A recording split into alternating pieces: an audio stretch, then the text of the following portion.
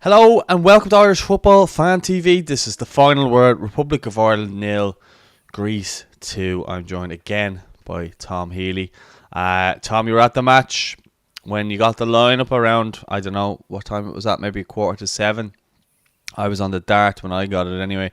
But when you saw the lineup, Jason Knight came in, Alan Brown came in for starters, Sammy Smollick started up top, and Omobamidele came in at what seemed as like a kind of right back role.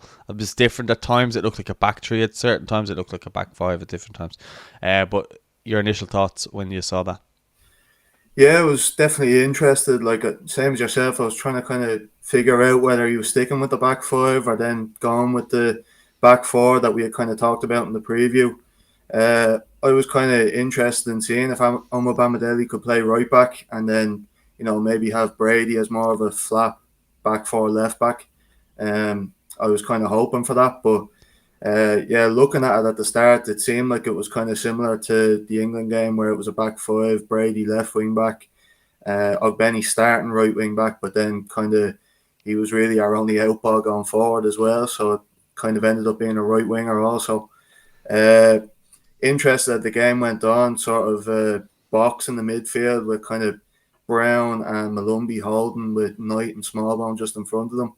Which I actually thought worked okay to start, but I was interested to see the lineup, but I was kind of I was hoping for a back four, and I kind of had a feeling that he was sticking with the back five, so I was kind of disappointed in that way. But were you happy to see someone like Matt Doherty drop? Because I know you weren't impressed with him. For me, that kind of showed he wasn't taking any nonsense. He was like, I'm making a stamp here.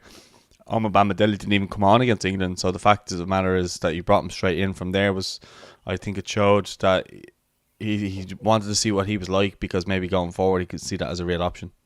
Yeah, definitely happy to see Doherty dropped after the England performance, but kind of uh, half like disappointed that he didn't drop Brady as well, because I thought he was not for a lack of effort, but just as bad as Doherty in the England game. Um, yeah, Doherty I thought did deserve to get dropped, and suppose that is a positive from Hamer's perspective, that he's not afraid to make adjustments when it's clear on the pitch that the player just isn't up to it. Yeah, well, you'd like to hope anyway. But look, my initial thoughts were I was happy to see Smodix. I think I spoke about it on the preview that I would like to see him in more of a number 9 sort of role. And you could see the frustration in him throughout the whole game. At first half, anyway, he was that. I'm sure we'll be coming in through the different moments in the game, or definitely the big moments. But you could see Smodix on the shoulder of the last defender, and he was constantly pointing in behind where he scores a lot of his goals, where he beats the offside trap. Someone plays a ball in, especially like he's playing at a team like Blackburn last year, who were fighting relegation in the Championship. And if players can do it there, why can't they do it for Ireland? I think that's what he was thinking. He was also getting very frustrated with the press, that not enough players were getting up with him when he was pressing. You could see he was visibly frustrated. But I do think that number 9 position is is his best position. I think centrally is where he needs to be, not off the left, not shoehorning him in. You play him up top as the main striker, especially if he's in form, because I don't care if it's a big bruiser of a centre back or whatever.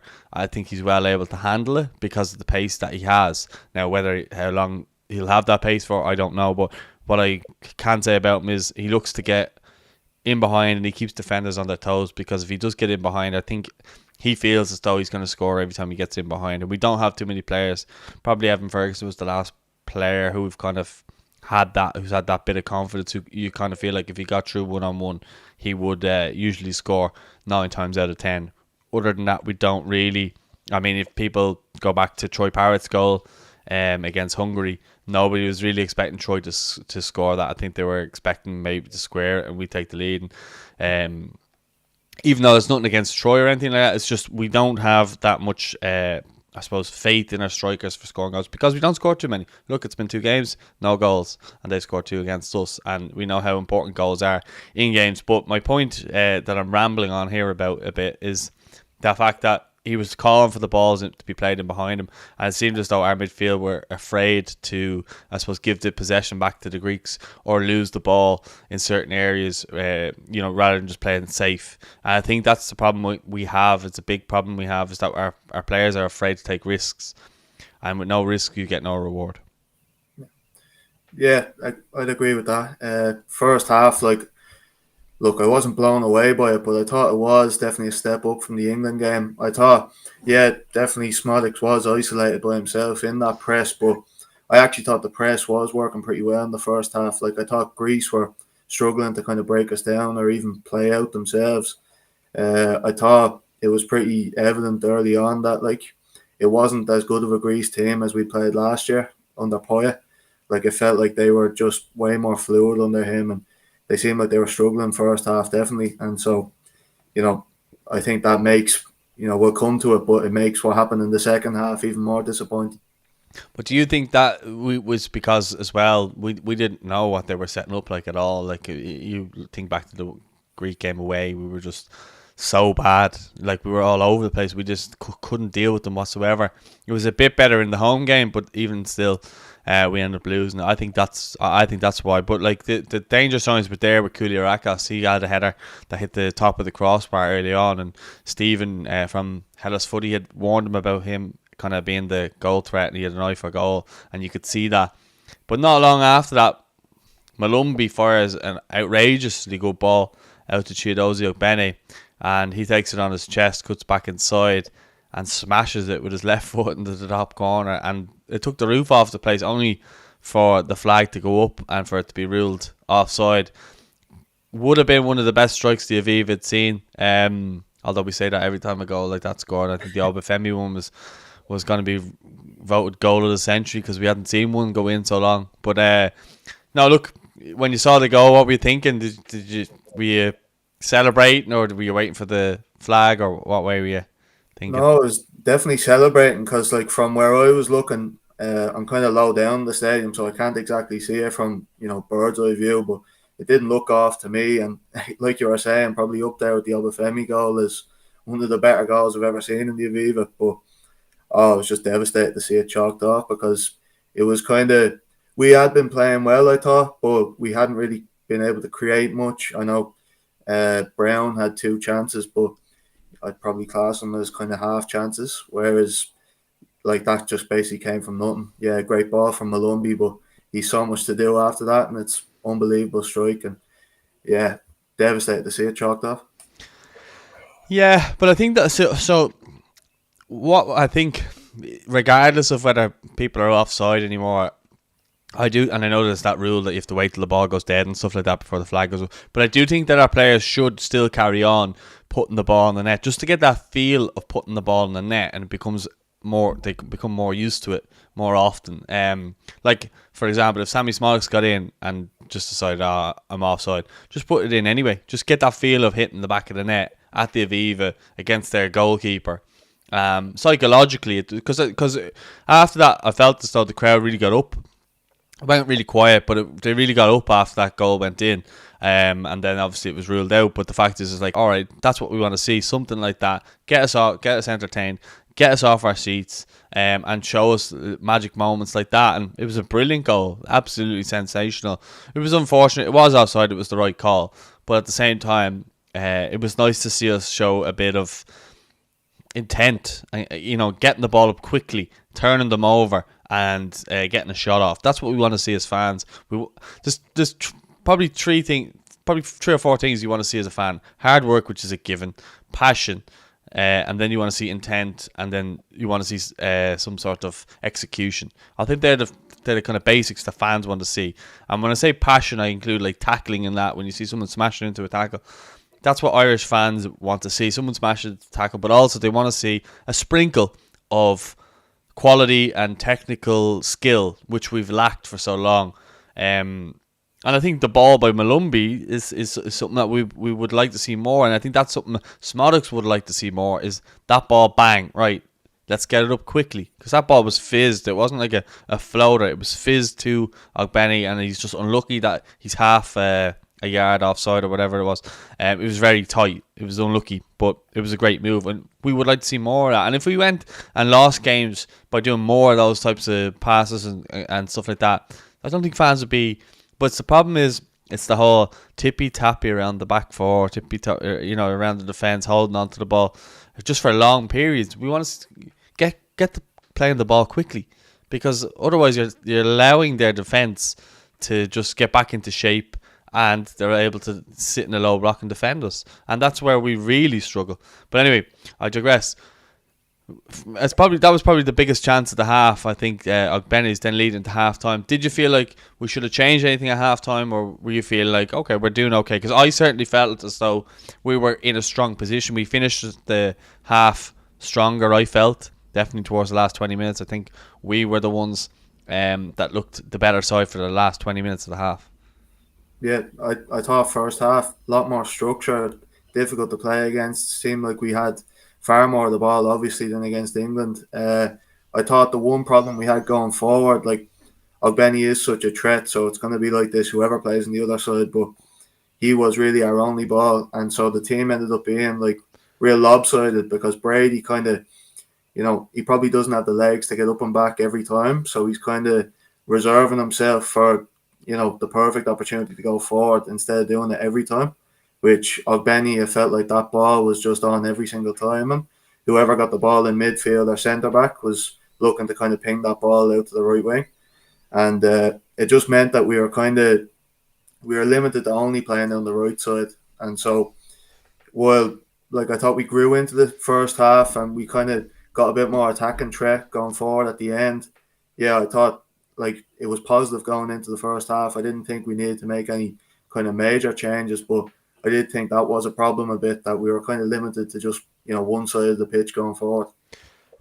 Yeah, definitely. It definitely kind of made us. It made us predictable. They knew where the threat was going to be and where we were kind of strong, because we had that pace on that side with Ogbene and Omobamidele, which probably counteracts on the other side with Robbie Brady and probably Dara O'Shea, as maybe you would class as the left back there. I'm not really too sure what way we actually played last night. I tried to look at the position because I was in the media box, and kind of looking down, at times it looked like a 3 into two wing backs at times, and then it looked like a 4 at times, especially on the right side, not so much on the left. So I couldn't really work it out, to be honest with you. Thought Nathan Collins had a really good game though. But not long after, we go into the second half, and just like Ireland always seem to concede, and it's always those same types of shots. Now I have on the screen here. Now I have a screenshot. There's literally, so Bakasetas gets the ball over towards the right hand side. For anyone watching on the screen there now, he gets the ball and receives it on his right foot, and there's 6 players around him, 6 Irish players. So from the right back there, from Ogbene, Omobamidele, Collins, O'Shea, I think that's Robbie Brady, and then Malumbi's close to him there. So that's 6 Irish players and 3 Greek players. So he's actually able to take that ball on and turn onto his left foot here. So he's actually able to receive the ball on his right foot, take the time to turn, take a little flick, and then move it onto his left foot to then be able to stick it into the top corner. And for me, I just think that's unforgivable from a defence, which we are built on, obviously, our defence and our strong defence, but that's just the stills of the goals. Anyway, we're back on screen here now anyway. But for me, there's 6 players around them. Get out and close it down. Why does this always seem to happen to us? We always seem to be letting these strikes. There's nothing I don't think Kelleher could do about the goal as well. People being very critical about him. I think he was one of the sole kind of highlights of the international window, his performances. But yeah, from your opinion or from your point of view, the goal. Yeah, look, it almost reminded me of Rabiot's goal for France at the Aviva last year. It was kind of similar sort of area. I know it was different the way it came to be, where I think it was Cullen gave it away on the edge of the box and we backed off them, but similar sort of thing. All 3 centre-backs dropped right off. Felt like he had about 10 minutes. Was it not Hernandez? Anyway, it doesn't matter. Was it Hernandez? Maybe it was some left footer anyway. And yeah, so all the centre backs drop off. Feels like he has about 10 minutes to shoot, and yeah, like obviously the centre backs are at fault there for not closing the ball. But I know, look, Kelleher's been brilliant, and I do agree he's been by far and away the standout player of this window. But I do think, like, looking back, he has to dive for it at least. I know maybe he still doesn't save it, but I feel like he's close enough to at least make an effort at it. Anyway, I don't want to be too critical of him because he has been They've stopped unbelievable. bins for me. Like, No, I realise that, but he is such a quality keeper that I feel like if he just had that belief in himself to actually make the dive, even, he you're a might keeper, even aren't save you? it anyway. But you know, You're a keeper, aren't you?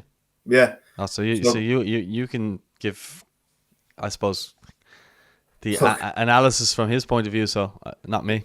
You're the look, expert on far, that. far from me to give like Kelleher any advice on goalkeeping, but I think you're always taught to at least make an effort at it. And looking back, I thought it was close enough where you never know. Like, he's a big fella, he might actually reach it. But look, it's not his fault overall. I think ultimately it is the centre backs who drop right off. I think looking at it there, it's probably O'Shea whose responsibility would be most likely to close that down. But yeah, just we spoke about in the preview. This team just feels like once that first goal goes in, just the air completely comes out of the balloon, and it's almost like we're resigned to losing at that stage. It's like it feels like there's no fight in the team to come back after conceding that first one. Yeah, it's like an acceptance that we're going to lose the game no matter what, even if we try or if we, which ultimately did happen, but we'll go through it. At certain points, he takes Omobamidele off. He brings on Matt Doherty. I think he brings on Evan Ferguson as well from Malumbi. So for me, I thought the manager showed real ambition when we were 1-0 down to try and get us back into the game. And it came up to the 80th minute or so. He also brings on 2 more strikers. And I thought he really went for it. Look, sometimes those gambles pay off, sometimes they don't. On this occasion, it didn't. So I'm not going to be too critical on him there. But Knight had a chance, which I think he should be heading that a bit harder than he actually does. It just kind of fell away, and I think the keeper just ended up picking it up. It was a bit of a soft chance. Then the only other real chance was the Robinson one that was deflected, that nearly went in. 2 minutes later, Alan Brown, for whatever reason, I don't know, maybe lack of concentration or whatever, but he hits the ball out of play for a throw in. And from I haven't seen it back on the replay, but from where I was sitting, it didn't look like he was under any pressure at all to give the ball away. And he put it out. Then Tsimikas throws the ball up to one of their midfielders, I think it was number 22, and then he just plays literally a long ball up to Zolis. And Matt Doherty is I'm gonna put up the goal here now as a screenshot. But sorry, I'll take that one away. So Matt Doherty, when the ball is up with Nathan Collins, Matt Doherty is just jogging back, and Stephen Kelly on RTE already went through it. But you can see him there, if anyone's watching on the screen there, you can see Collins is trying to deal with Zolis. Darragh O'Shea is nearby, but he's definitely not in as quick a transition as Matt Doherty would be, considering the position he came from. But Doherty is just strolling there back. And Zolis, at the moment in this picture, he's on his right foot and he goes towards goal, and you obviously know he cuts back in onto his left foot then. And Doherty still hasn't made up that ground in that time. And I know there's only a couple of seconds in between, but if you're a top elite level Premier League footballer, which he's supposed to be, he is supposed to be, you should be making that ground back. And by the time he gets the ball on his left foot there, Doherty's still not within range to close him down. And again, his body language in this scenario stinks a little bit like the second goal the other night. And I don't know whether it's the case if he doesn't care anymore, or because I don't like singling out players, and I don't like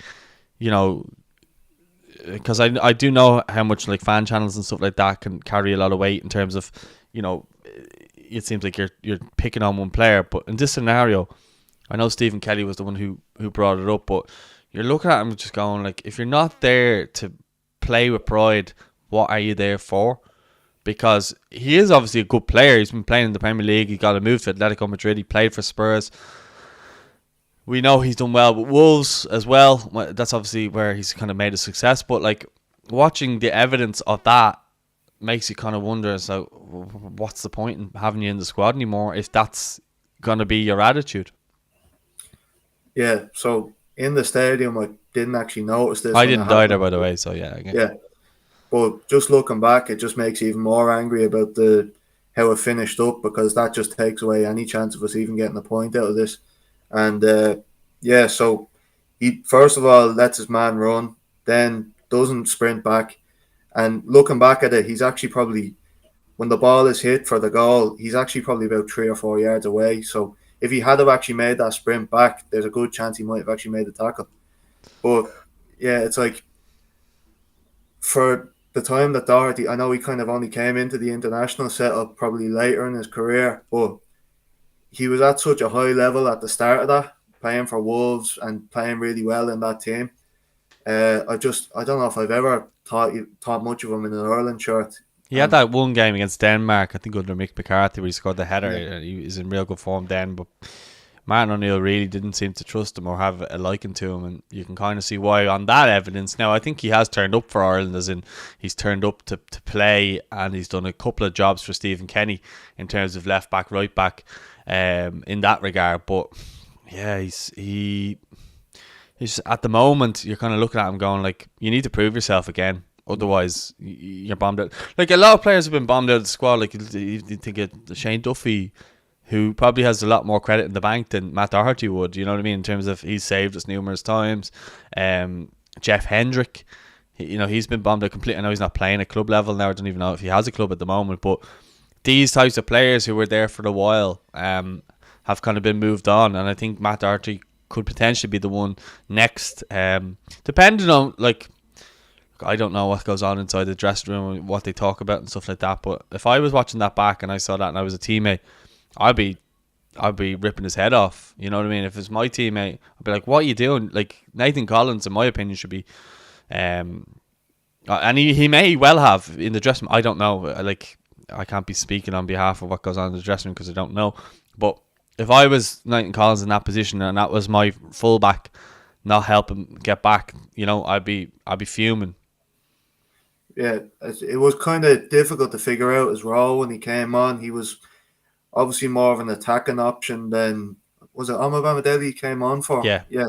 So he was obviously Well, more of an Omobamidele came off, but yeah, you would imagine he was the yeah. replacement. Yeah. Well, like, he's obviously more of a wing back. He ended up playing kind of right side of whatever was left of the back line at that stage. And yeah, like we spoke about it before, but like, Hamer's clearly, for all like criticisms you might have of him, like, he's clearly not afraid to make adjustments when he thinks a player is not playing well. And I think that's even more evidence for him if he didn't know before that second goal last night. But even as well, when he came on, like, I don't want to pick on him too much, obviously, but there was like pretty loud boos from the fans when he came on. And it's a bit like, it's not like, I don't agree with that. I don't think it's fair on him to just be singled out, because I think it's more than just a Matt Doherty problem. But Yeah. I think that is, like, obviously you're not getting booed for nothing. Like, his performances haven't been up to it really. Well, I think he's kind of set a precedent for himself for the. I can't remember the Instagram post that he put up, but it was basically a picture basically saying something about not playing or something like that. Now, I think it was a joke, but when we're not winning games and we're playing poorly, it's a bit like Callum Robinson putting up the picture with Jack Grealish saying happy birthday. It's the timing of it is all wrong, so read the room a little bit in that regard. Might help him going forward. But it's since then people have been kind of like, why is he in the squad, this, that and the other. And then the other day against England, a lot of people were questioning his body language. Was he that interested? Closing down Jack Grealish, he didn't look that bothered. Even when he scored, he just kind of trotted off. But then again, what can you show in that moment? Like, can you punch the air in disgrace? What can he actually do? So you have to kind of look at it. Maybe he's a chilled fella. Like, I've done an interview with him before. He's a really nice fella. He's chilled out. He's a bit funny as well. He's funny when he does his interviews and stuff like that in terms of the press conference, but we don't want funny. We want someone who's going to come in and put in the performance. And you'd wonder, was Festy maybe a better option there, who'd be kind of willing to come in and prove himself. And I'd say he would have busted a gut to get back if that was him in that scenario, to try and help out, because he'd be eager to impress. And maybe that's the thought process going forward now, I don't know, but I can see why Hamer brought on Doherty, because obviously he's played so many games for Ireland now. He's an experienced player within the squad.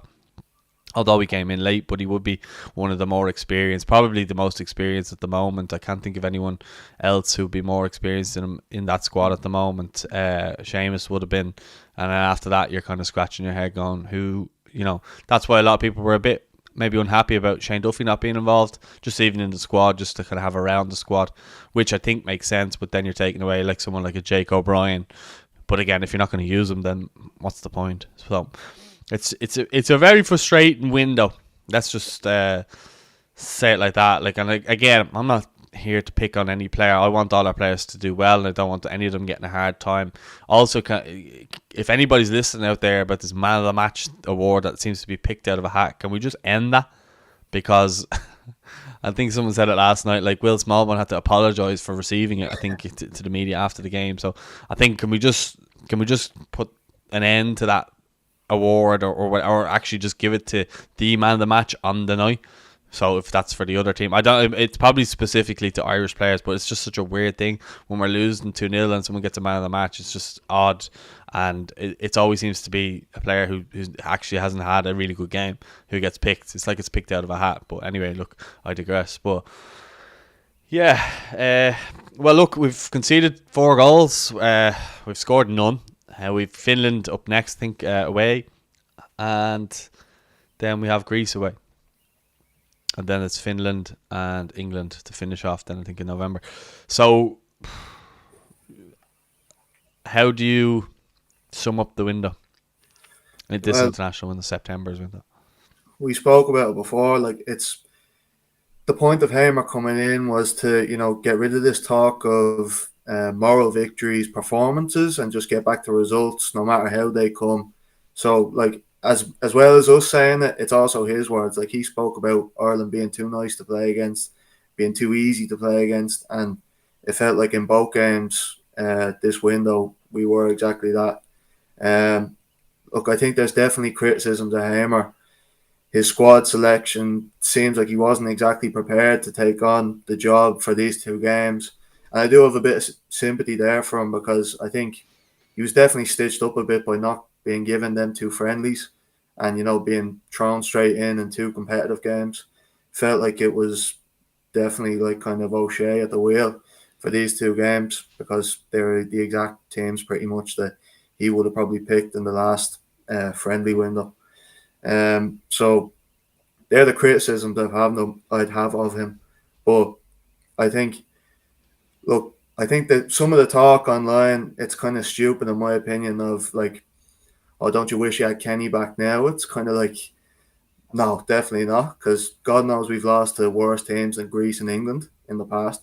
So I think, to put it in perspective a little bit, like, definitely disappointed that we didn't at least come away with some sort of result against Greece. But I think we're coming off such a bad time.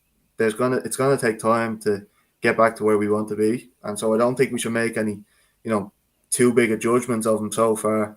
I think let's wait until the next couple of games. But even having said that, like, this was a huge opportunity missed, because the Nations League, as much as it might seem as like glorified friendlies, it actually does have real importance in terms of qualifying for tournaments. So I think it was a big opportunity missed.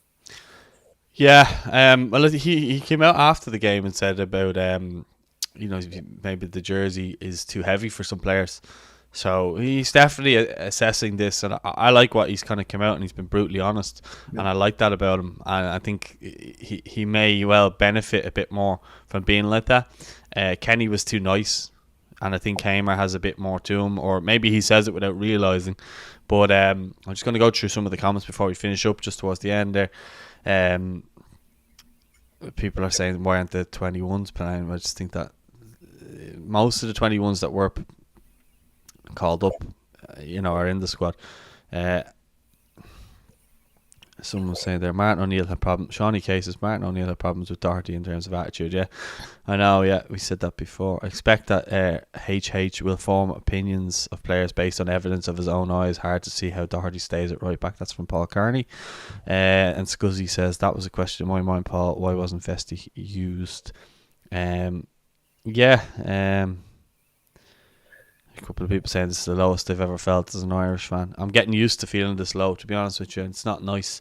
Try supporting Everton and Ireland and tell me how bad you actually feel, because it's miserable right now. But yeah, look, I think we'll leave it there in terms of the final word. We're going to have more content coming out over the next while as well, so make sure you stay tuned for that. And hopefully we're going to start having the Irish Abroad show coming back from this week onwards. So make sure you stay tuned for that. Tom, huge thanks for joining us as always. Guys, if you haven't subscribed, make sure you do. Don't forget to like the video, and